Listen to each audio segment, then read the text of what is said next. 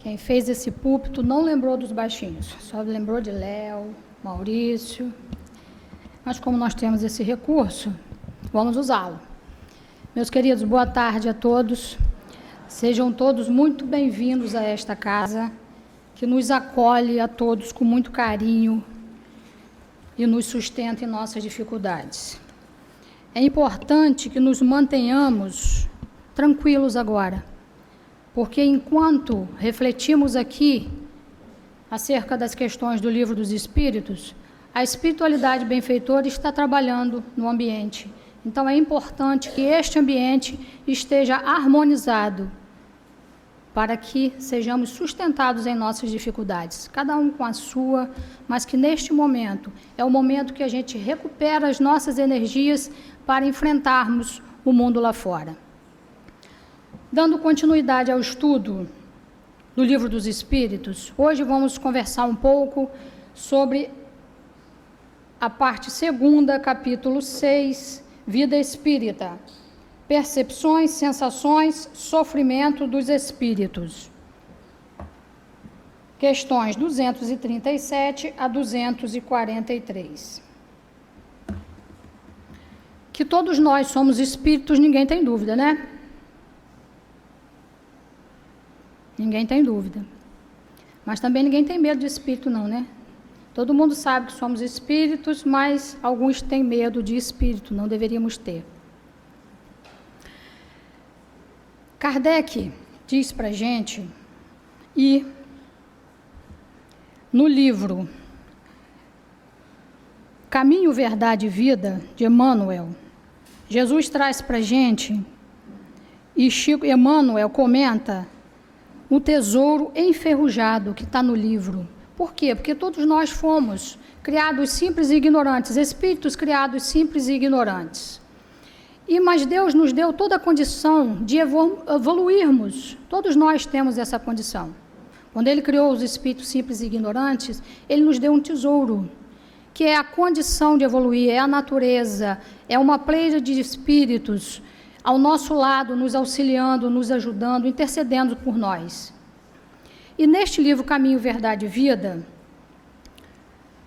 pelo Espírito de Emmanuel, psicografia de Chico Xavier, Emmanuel comenta acerca da anotação de Tiago, no capítulo 5, no item 3, o vosso ouro e a vossa prata se enferrujam.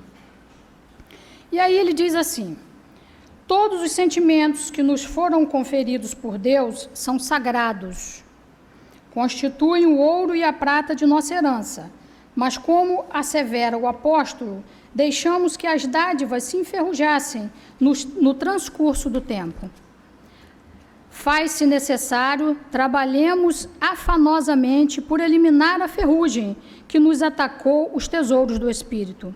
Para isso, é indispensável compreendamos no Evangelho a história da renúncia perfeita e do perdão sem obstáculos, a fim de que estejamos caminhando verdadeiramente ao encontro do Cristo. Então, fomos criados simples e ignorantes com toda a condição de evoluir. Esse é o nosso tesouro, que seja lapidado ao passar do tempo. E o que nós fizemos? Nós o lapidamos? Não, deixamos sempre para depois. Depois, deixa para a próxima encarnação, deixa para depois. E aí, nós precisamos... Agora vai. Enquanto encarnados, precisamos de um instrumentozinho chamado corpo. Uma roupinha, simples, né? Parece simples.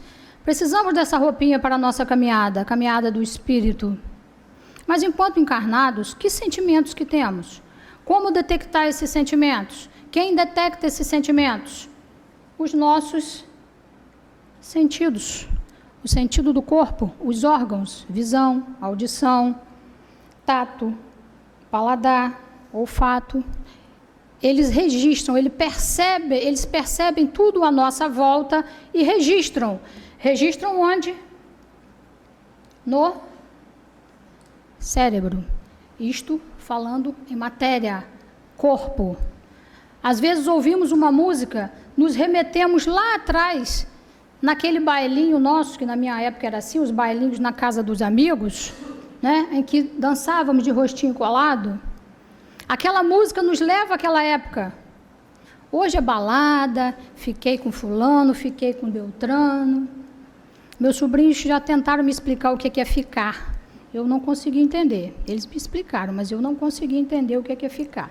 Mas na nossa época nós tínhamos isso, os bailinhos na casa dos amigos, e quando ouvimos, quando nossa audição capta alguma determinada música, nos remete lá, ou seja, está registrado isso no nosso cérebro. Quando sentimos algum cheiro de alguma comida, a gente sente quase que saliva, sente o paladar daquela comida. Tudo isso falando de matéria, registrado em nosso cérebro, correto? E o espírito, como é que registra as nossas sensações, as nossas percepções, que é o nosso assunto de hoje? Como que o espírito vai registrar isso? Através do perispírito. O perispírito faz a ligação entre o corpo e o espírito. Então, todas as sensações registradas pelo corpo são passadas para o espírito através do perispírito. Aí vai depender essas sensações do grau de evolução de cada um. Vai depender se cada um de nós está ou não materializado. Porque quanto mais materializados estivermos, mais denso é este perispírito, mais dificuldade em captar as sensações, ou tem facilidade de captar apenas as sensações ruins. Então, depende tudo. As nossas sensações, percepções vão depender apenas do grau evolutivo de cada um de nós, que vamos buscar ao longo de nossas encarnações, com todo esse tesouro que Deus nos dá quando nos cria espíritos simples e ignorantes. Nós vamos, ao longo da vida, lapidando esse tesouro, ou seja, buscando a nossa evolução. Mas como fazer isso, Lúcia? Simples, fazer o bem. Mas será que é tão simples assim? Será? E ao longo de nossas existências a gente vai, uns já entendem, já vão lapidando esses tesouros, outros ainda não, vão postergando essas atitudes, vão deixando para fazer o bem posteriormente, lá na frente. Na próxima encarnação eu faço, eu já estou velha, agora não dá para fazer mais nada, mas nós sabemos e já estudamos aqui que tudo que se aprende o espírito registra e vai servir, se não nessa, em outra encarnação. Aí chega o momento da morte, morte do corpo, que nós sabemos. E aí? Chega o momento do retorno ao plano espiritual, só que com certeza não será de escada rolante, como está a ilustração, muito menos de elevador. Como será? Vai depender de cada um de nós. Vai depender de cada um de nós. Com certeza também eu posso garantir que sentado à direita de Deus Pai Todo-Poderoso ou numa rede não será. Nós somos tão orgulhosos que nem serve sentar à esquerda de Deus, não, tem que ser à direita. De tanto orgulho que nós carregamos.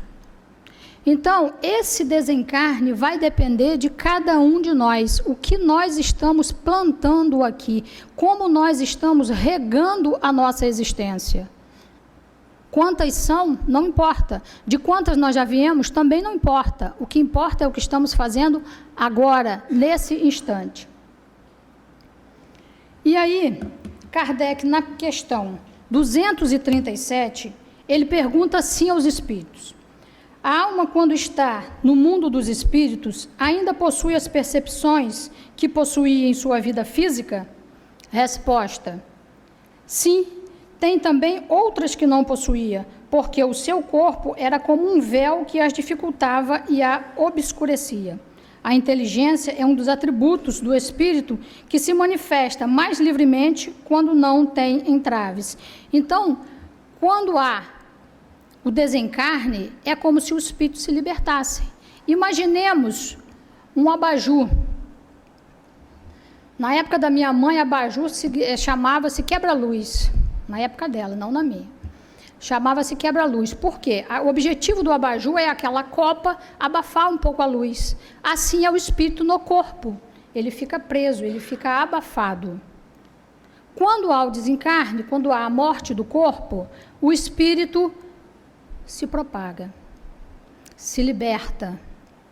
Mas aí, Lúcia, então está dizendo que ele vai ver tudo? Não, ele não vai ver tudo. Como o abajur também não clareia a casa toda quando ele está somente na sala. Se eu tirar a copa do abajur e ele estiver na sala, ele só vai iluminar a sala. É a mesma coisa.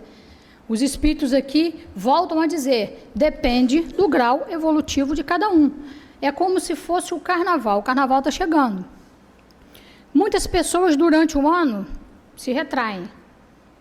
Todo recatado, não fazem isso, não fazem aquilo. Aí ficam esperando ansiosamente o carnaval para se liberar, tipo assim, o carnaval pode tudo. Mais ou menos os espíritos presos no corpo é assim, quando se liberta, acha que pode fazer tudo. Aí nós temos aqui o espírito Miramês fazendo uma reflexão acerca das questões do Livro dos Espíritos, no livro Filosofia Espírita, de João Nunes Maia. Sobre essa questão ele diz assim, todos temos lembranças e elas são portadoras do que somos por dentro. Todos pensamos e os pensamentos são fios de luz com a mensagem de toda a nossa vida do passado. Todos temos ideias e elas são marcadas dos nossos atos. As lembranças desagradáveis que surgirem em nossa mente, os sonhos que por vezes carregam as mentes no decurso do sono, nos mostram o emaranhado que criamos no passado ou estamos criando para o futuro. Compete a cada um procurar melhores caminhos. Ou seja, Dr. Erma diz para a gente, o nosso querido Dr. Erma, que para bem morrer é preciso bem viver. Então, o nosso futuro, o nosso desencarne, vai depender do que estivermos fazendo agora. Nós temos um laboratório onde nós podemos já ir treinando o nosso desencarne.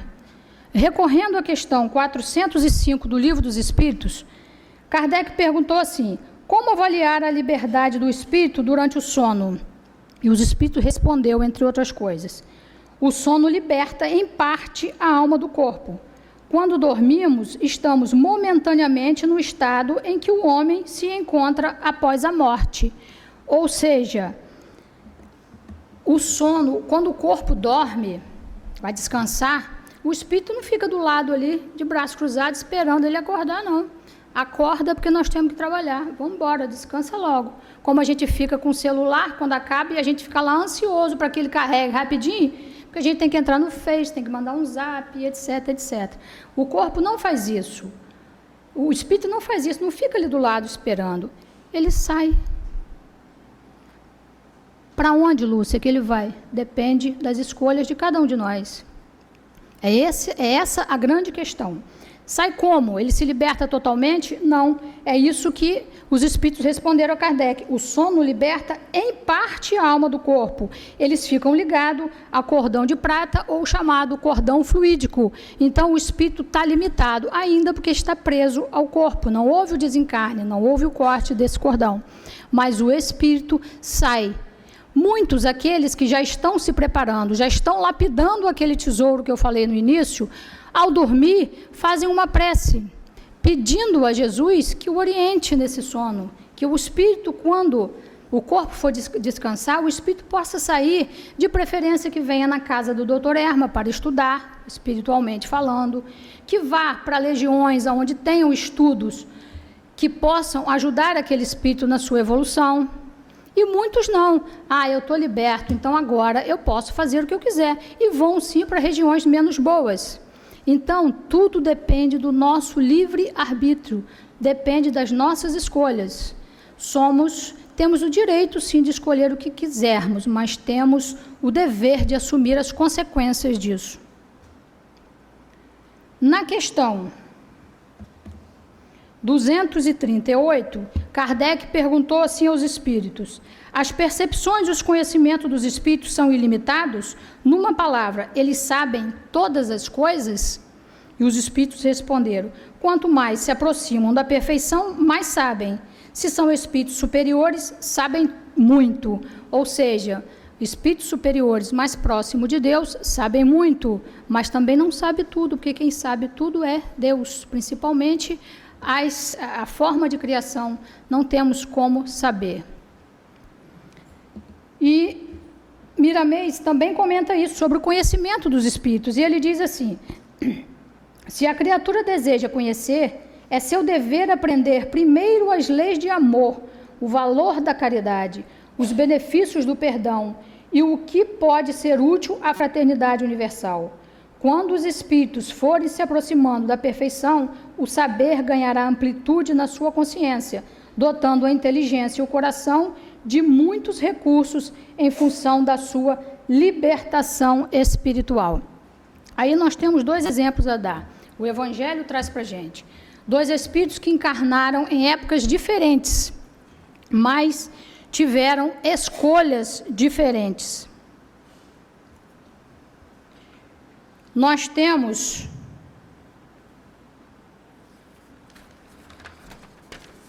o exemplo de um espírito na parábola do mal rico, no Evangelho segundo o Espiritismo, no capítulo 16, no item 5. Ele conta para a gente a história de um espírito riquíssimo, que encarnou com essa condição de ter a riqueza.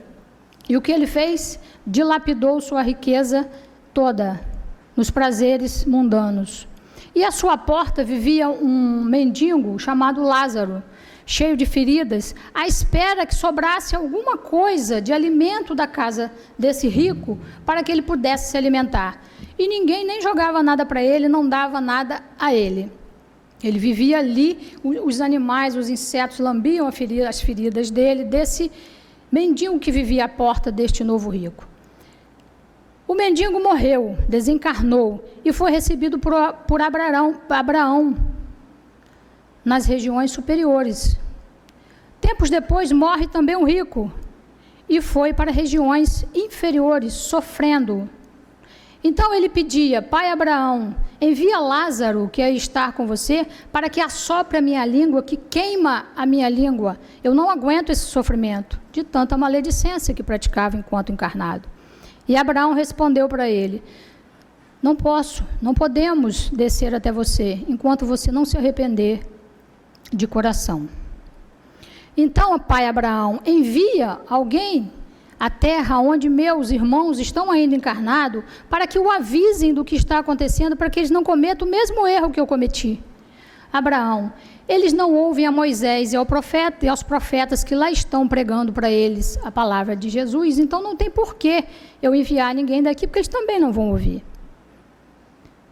Em contrapartida, nós temos uma outra história no Evangelho também, no capítulo 13, no item 4, que fala sobre os infortúnios ocultos, que é a história da Condessa Paula. Uma condessa também que recebeu a riqueza para poder fazer a sua opção de vida e, ao contrário do rico da história anterior, optou por fazer o bem. Ela cumpria os seus compromissos sociais na nobreza que ela participava, recebia verbas para fazer, com exemplo, um jantar. Dessa verba ela economizava a metade, 50%, e a outra metade, 50%, ela comprava roupas e mantimentos e procurava os necessitados, procurava identificar aqueles necessitados para ir ajudar. Ao término das festas que dava, dos compromissos sociais que tinha, ela se vestia humildemente, simplesmente, e ia até aos necessitados para auxiliá-lo. E ainda levava a sua filha como exemplo. Um dia sua filha disse-lhe: mãe, eu também quero ajudar, me dá alguma coisa que eu possa doar. E ela disse: minha filha, de nada vai adiantar eu te dar do que é meu, para você. A caridade não seria sua, seria minha. Então, o que você pode fazer? Vamos comigo, me auxilia no tratamento desses doentes, me ajuda a cuidar deles. E assim ela fazia, dando o exemplo à filha. Então, vejam, meus amigos, temos 2 histórias, os 2 receberam a riqueza para que fizessem a escolha. Um escolheu o caminho do bem, que foi a Condessa Paula, o outro escolheu o caminho do mal. E quando chega no plano espiritual, que reconhece tudo isso, que a visão amplia, a copa do abajur que é retirada, começa o sofrimento, começa o arrependimento. O que fazer? Eu quero voltar para consertar os nossos erros. E muitas vezes temos que aguardar a permissão para reencarnar. Então, a nossa encarnação atual é importantíssima. De quantas nós viemos não nos interessa agora. O importante é entendermos que precisamos fazer algo para o bem do nosso espírito agora, nessa encarnação que estamos. Que não queimemos essa encarnação, presos na matéria, presos em prazeres passageiros, presos nas nossas paixões. Dando continuidade, na questão 239, vamos agilizar um pouco, Kardec pergunta: os espíritos conhecem o princípio das coisas? Resposta: conhecem de acordo com sua elevação e pureza. Os espíritos inferiores não sabem mais que os homens.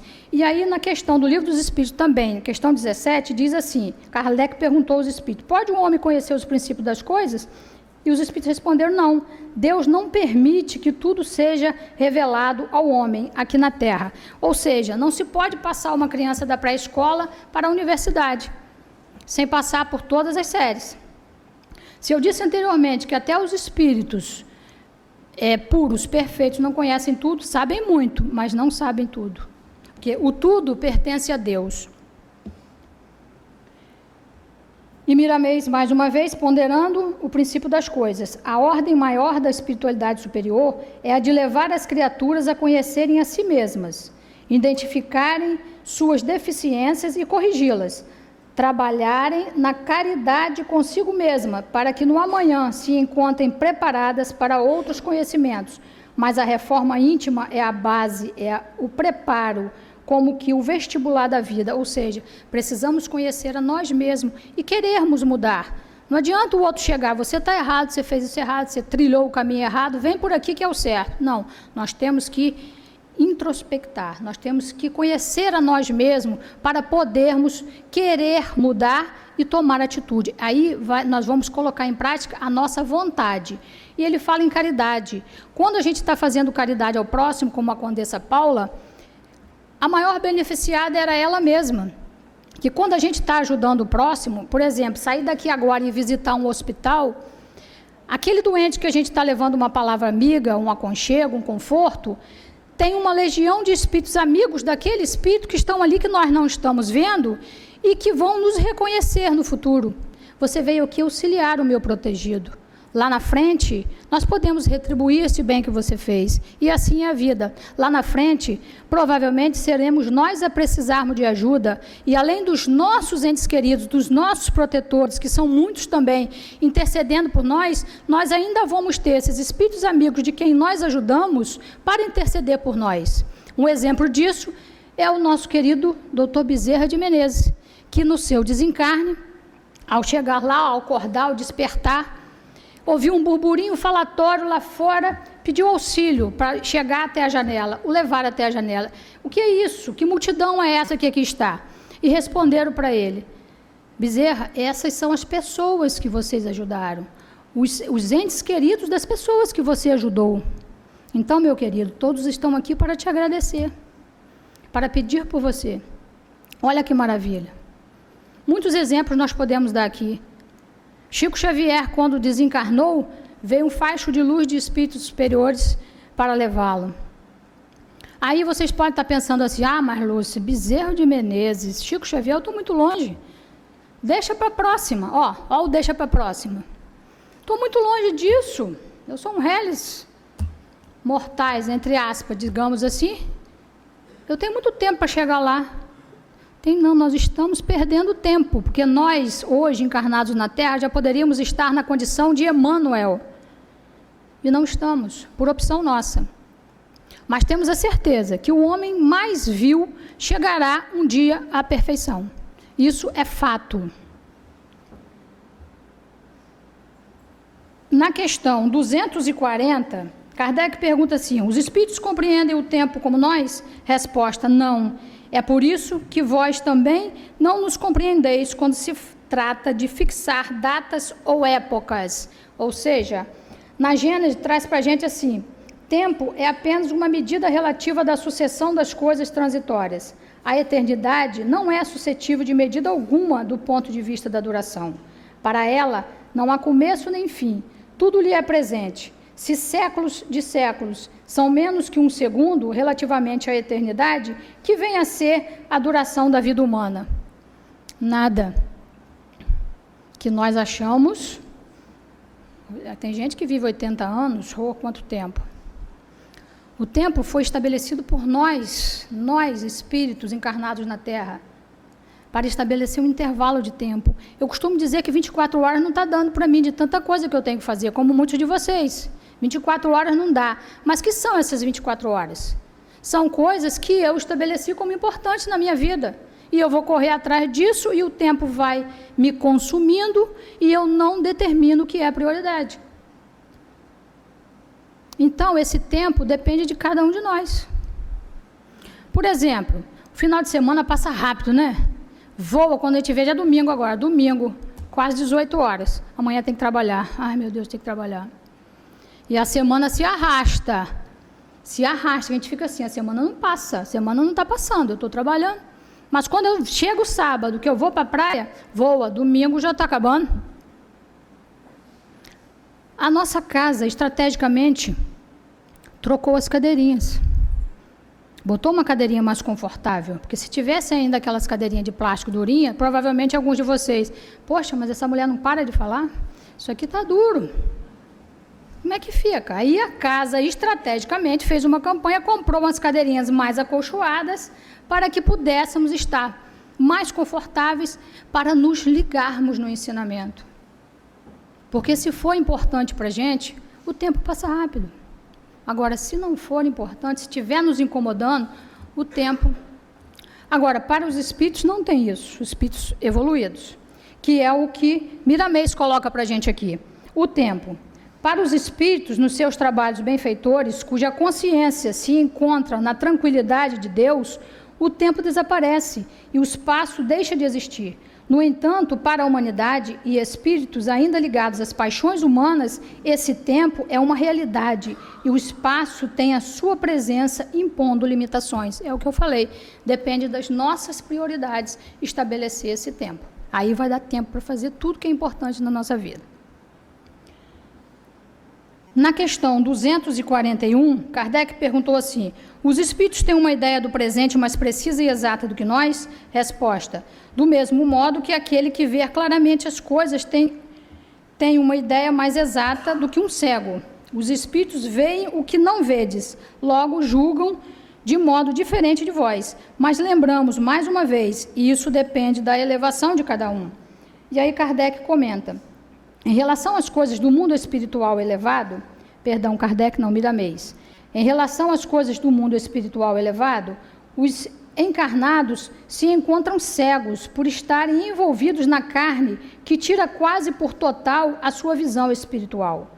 Os que estão livres, capacitados para tal, têm realmente olhos para ver e ouvidos para escutar as belezas da criação de Deus. Ou seja, depende da evolução de cada um. Quanto mais evoluído o espírito tiver, mais próximo de Deus. Aí vocês podem estar achando assim: ah, então Deus está longe de mim? De forma alguma. Está nos sustentando, nos abençoando, nos dando a direção. Nós temos que abrir o nosso coração para isso. Deus de forma alguma está longe de nós, mas nós só vamos conhecer tudo, ou quase tudo, caminhando em direção a Ele, evoluindo, praticando o bem, que é exatamente o que Ele nos pede. Na questão 242, Kardec pergunta assim: como é que os espíritos têm conhecimento do passado? Para eles, esse conhecimento é ilimitado? Resposta: o passado, quando nos ocupamos dele, é o presente, torna-se vivo, exatamente como lembrais do que vos impressionou fortemente durante um período, ou numa viagem a um lugar longínquo e estranho. Ou seja, o passado vai depender do que a gente quiser lembrar. E aí, Miramês diz assim para a gente: recordar é conhecer o que se foi para melhorar o presente e preparar para o futuro. Olha um retrovisor lá que eu coloquei de propósito naquela imagem. O retrovisor está mostrando uma estrada de terra lá atrás, pela qual nós já passamos, uma estrada de dificuldades. Vamos analisar agora o nosso retrovisor. Se cada noite, quando formos dormir, olharmos pelo retrovisor da nossa vida, o que nós vamos encontrar? Uma estrada de chão, atrás, que nós viemos, mais uma asfaltada, já reformada na frente, onde a gente já pode trilhar com menos sofrimento, ou na frente também do nosso para-brisa ali, ainda vamos encontrar uma estrada ainda de terra, com dificuldades para nós transitarmos nela. Essa é a reflexão que devemos fazer todas as noites ao término do nosso dia. O que eu fiz?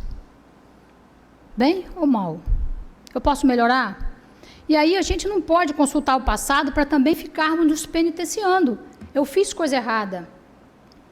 E aí fica minha culpa, minha máxima culpa. Não, a gente só deve consultar o passado para a gente detectar os nossos erros e melhorarmos agora no presente. Porque o instrumento que a gente tem para a evolução é o nosso presente, é o agora. Então o nosso passado só vai nos servir para consultar se a gente conseguir detectar o que fizemos de errado para podermos melhorar daqui para frente.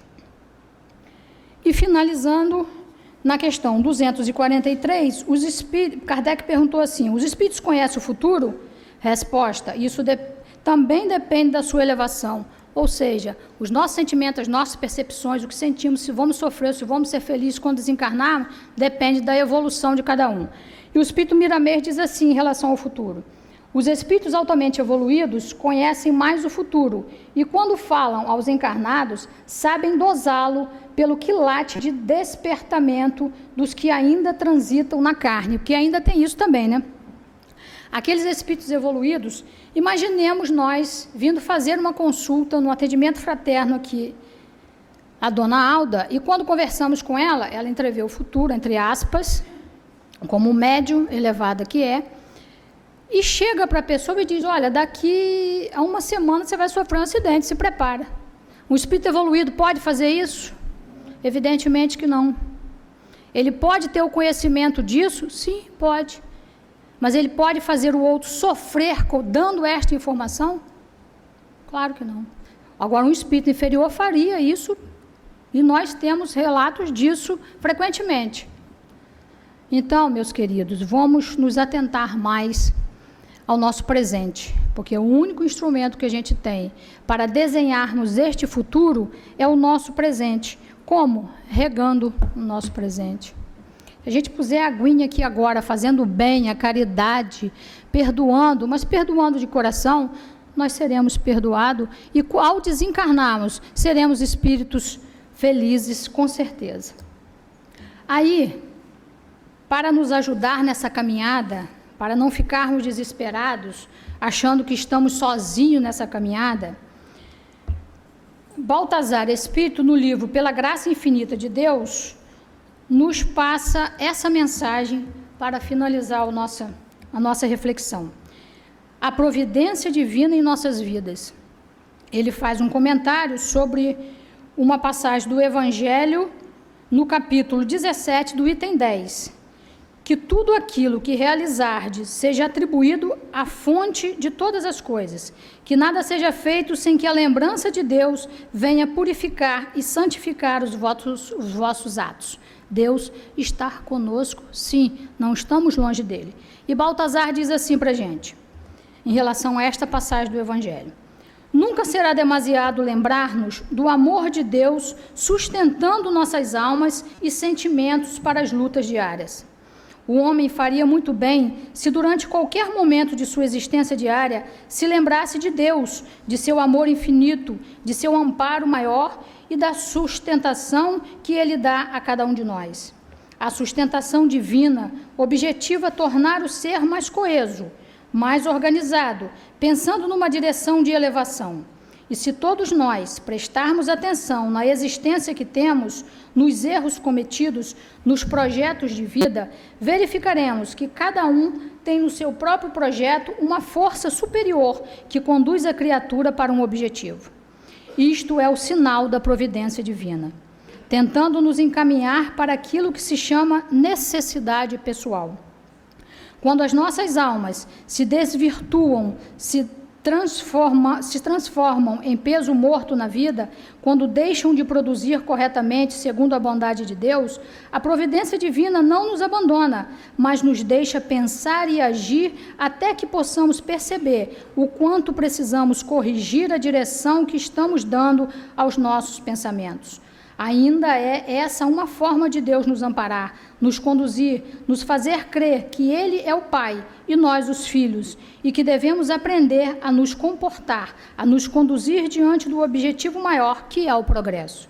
Assim, os que estamos aqui na noite de hoje, em posição de estudo e meditação, observemos se desejamos fazer alguma coisa em termos de aprendizado, quantas vezes nos desviamos de um caminho que os nossos olhos seriam o mais prático, o mais coerente com os nossos destinos. E quantas vezes saímos desse caminho e até mesmo complicando o próprio ser.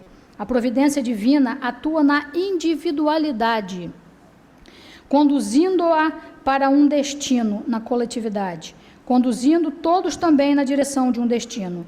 Busquemos olhar para nós mesmos, observar o nosso progresso e nossa necessidade e trabalhemos o próprio dever íntimo, o dever dado pela consciência, para que sigamos numa única direção em busca de Deus, o Pai. Que possamos, ao término de nossa conversa, meditar mais e agir mais na direção do bem, equilibrados. Que o amor único de Deus inspire todas as almas para o bem, conforme sempre lhes fala o nosso querido Antônio de Aquino. Será assim que conseguiremos buscar o equilíbrio e a paz. Que Deus a todos nós abençoe e ajude. Então Deus está nos amparando, olhando cada um com individualidade que somos. Somos únicos para Deus, centelha divina e únicos. Ele olha para cada um de nós individualmente e nos sustenta todos os instantes de nossas vidas. Que possamos refletir, após esse estudo, sobre como nós podemos melhorar, como nós podemos caminhar em direção de Deus e pedir que Deus nos dê esta orientação e estejamos receptivos para entendermos o sinal de Deus. Que Jesus nos abençoe a todos, muita paz para todos.